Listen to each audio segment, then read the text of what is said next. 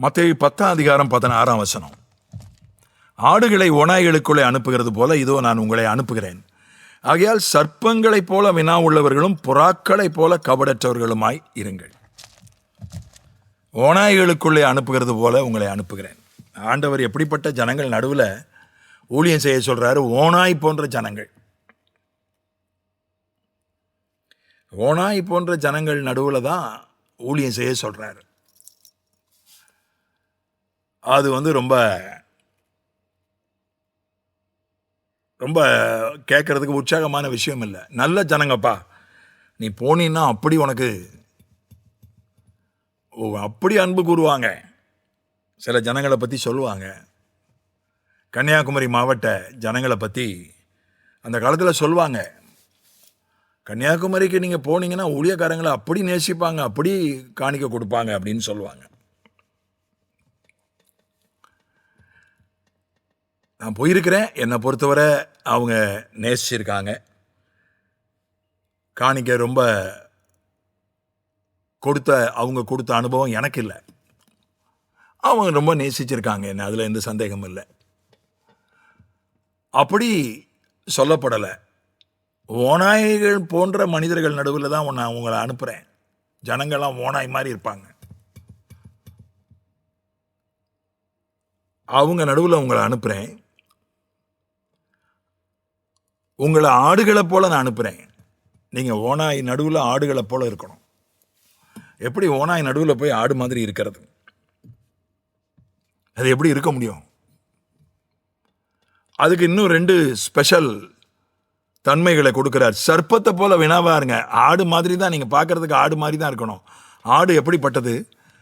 ஆடு ஆண்டவர் சொன்னார், யோவான் 10 சொன்னார், என்னுடைய ஆடுகள் என்னுடைய சத்தத்தை கேட்கின்றன என்று சொன்னார்.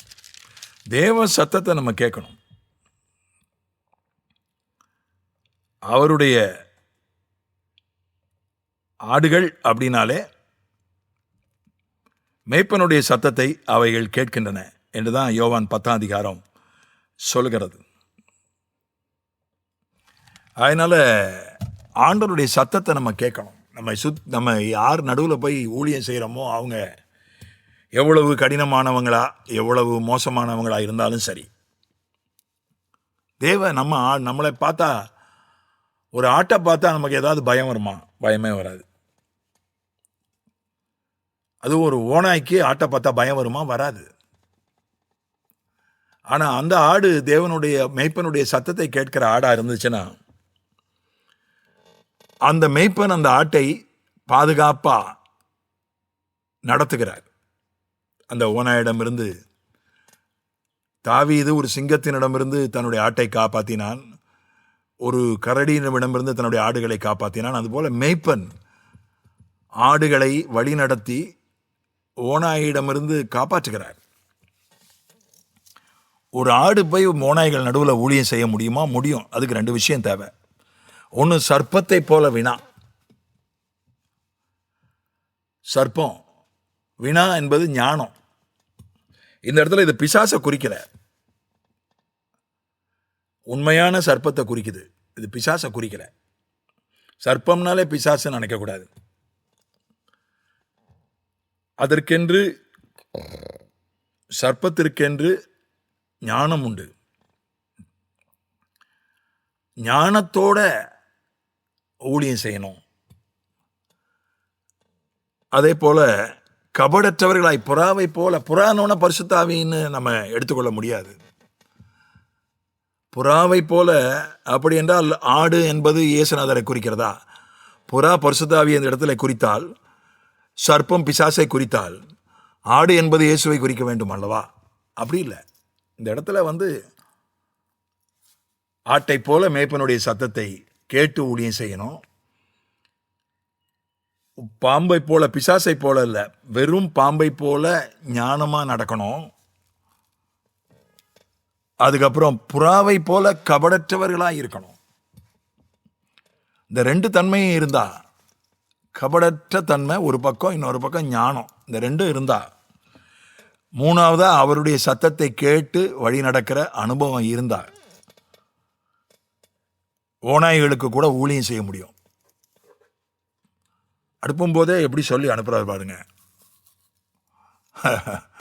யாரும் போக மாட்டாங்க. ஓநாய்க்கு நடுவில் ஆட போகிற ஒன்றை அனுப்புகிறேன்னா எவன் போவான் ஊழியத்துக்கு? ஆனால் இவங்க போனாங்க. அதுக்காக கர்த்தருக்கு ஸ்தோத்திரம். அதனால அந்த ஞானம் வேதத்தில் நம்ம வாசிக்கிறோம், சர்ப்பம் காட்டு மிருகங்களிலேயே தந்திரம் உள்ளதாக இருந்தது. தந்திரம் என்பது அது ஒரு தப்பான விஷயம் இல்லை. அது கர்த்தருடைய வார்த்தைக்கு மாறா இருந்தால் தான் தப்பு. தந்திரத்தை வைத்து சதி திட்டம் போட்டால் தப்பு. ஒருத்தர் தந்திரத்தை வச்சு ஒருத்தரை கெடுக்கிறதுக்கு அதை பயன்படுத்தினா தப்பு. பவுல் சொல்கிறான், உபாய தந்திரத்தினால் உங்களை பிடித்தேன் என்று சொல்கிறான். அதுதான் அந்த தந்திரம் தான். கொரிந்தியருக்கு எழுதும் போது சொல்கிறான் பவுல், நான் உபாய தந்திரத்தினால் உங்களை பிடித்தேன்.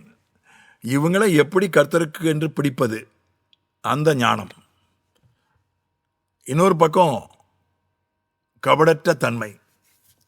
ஏன்னா ஓனாயின உடனே ஒன்றை தப்பாக நினைக்கணும்னு அர்த்தம் இல்லை. ஆதியாகமம் 49ஆம் அதிகாரத்தில் பென்யமீனை கூட ஓனாய் என்று தான் ஆண்டவர் ஒப்பிட்டு சொல்கிறார். ஓனாயினாலே உடனே நம்மளை கடிச்சு தின்றுவாங்கன்னு அர்த்தம் கிடையாது. ஒரு கபடற்ற தன்மை நமக்கு தேவை. 27 ஆதியாகமம் 49 பென்யமீன் பீறுகிற ஓனாய், காலையில் தன் இரையை பட்சிப்பான், மாலையில் தான் கொள்ளையிட்டதை பங்கிடுவான். அதனால இது இங்கே நல்ல ஒரு அர்த்தத்தில் தான் சொல்லப்பட்டிருக்கு, நேர்மறையாக தான் சொல்லப்பட்டிருக்கு. வேட்டையாடுவான், வேட்டையாடுறத பகிர்ந்து மற்றவர்களுக்கு பகிர்ந்து கொடுப்பான். அதனால் அவங்க ஓனாயின்றதுனால ஊழியம் செய்கிறவங்க கிட்ட ஓனாயாக இருப்பாங்கன்னு சொல்ல முடியாது. மற்றவங்களுக்கு ஓனாயாக இருப்பாங்க, ஊழியம் செய்கிறவங்க கிட்டக்கு பகிர்ந்து கொடுக்குறவர்களாக இருக்கலாம். அந்த கபடு இல்லாமல் பார்க்கணும்.